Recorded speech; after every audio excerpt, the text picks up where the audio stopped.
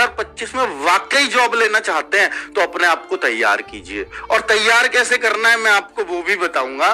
तो भाई पहले खुद से पूछिए कि मुझे अपने आप पे किस किस चीज पर काम करना है, तो ही आप अपने आप को इस जॉब के लिए तैयार कर पाओगे। और ये टारगेट सेट करिए, कैलेंडर आपके सामने है, ये लाखों वैकेंसी हैं, क्योंकि जीडी में आ जाती है 40-50 हजार, दिल्ली पुलिस में आ जाएंगी 7-8 हजार सारी मिलाकर, ठीक है। और अगर आप देखोगे कि भाई और कहां पर सीजीएल में आ जाती है 10-12 हजार, सीएचएसएल में आ जाती है 4-5 हजार, 4-5 हजार सीपीओ में, तो ये सारी लाखों वैकेंसीज बनेंगी, ठीक है।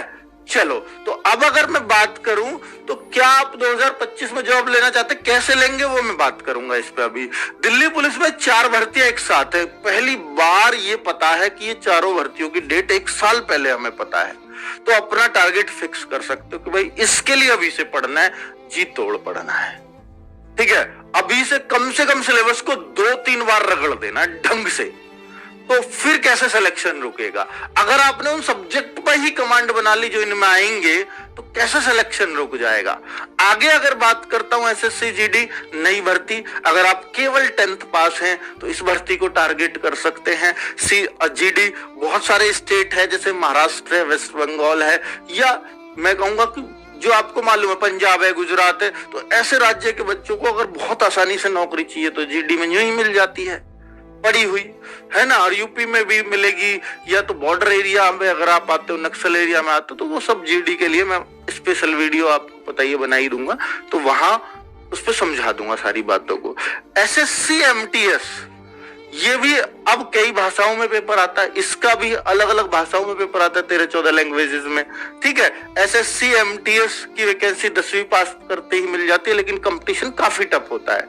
एक ही पेपर होता है, इसी में फाइनल सिलेक्शन है, ठीक है। और कोई टाइपिंग टूपिंग नहीं होती इसमें भी, हवलदार भी होती है और एमटीएस भी होती है इसमें। एसएससी सीएचएसएल सीपीओ सीजीएल अगर इनको टारगेट करना है तो आपको मालूम है मैथ, रीजनिंग, जीएस, इंग्लिश, ये 4 सब्जेक्ट बहुत स्ट्रांग है, तो ही इनको टारगेट कर सकते हैं, वरना नहीं। सीपीओ में इंग्लिश का बहुत बड़ा रोल है, तो इंग्लिश अगर बहुत अच्छी है तो आप सीपीओ में दिल्ली पुलिस एसआई भी ले जाएंगे, ठीक है। लेकिन इसमें फिजिकल है, इसलिए इन दोनों से आसानी से ये नौकरी मिल जाती है।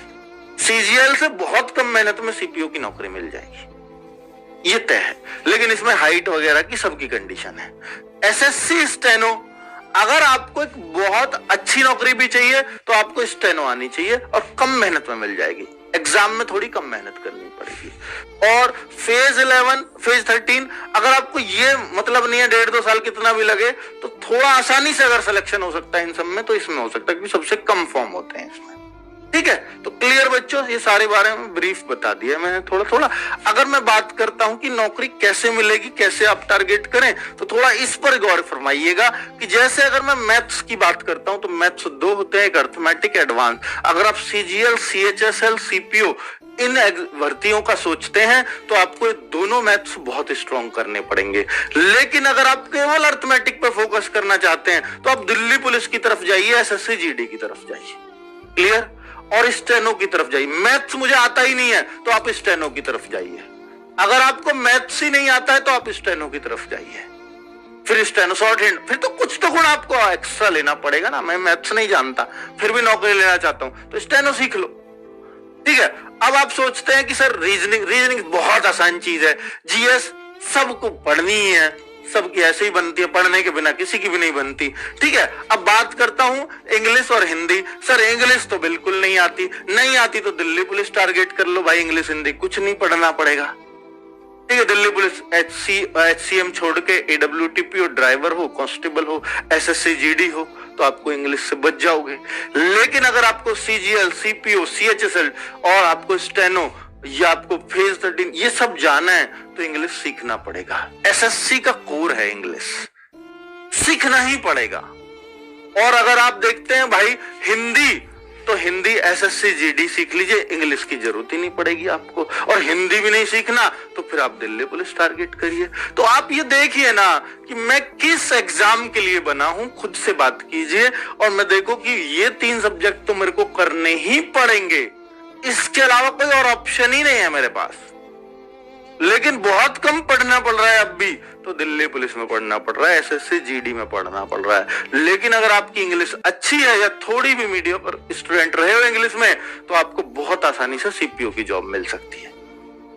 ठीक है, तो अब अपने आप से बात कीजिए कि मुझे किस तरफ जाना है और 2025 का टारगेट उस हिसाब से फिक्स कीजिए, हम आपके साथ हैं।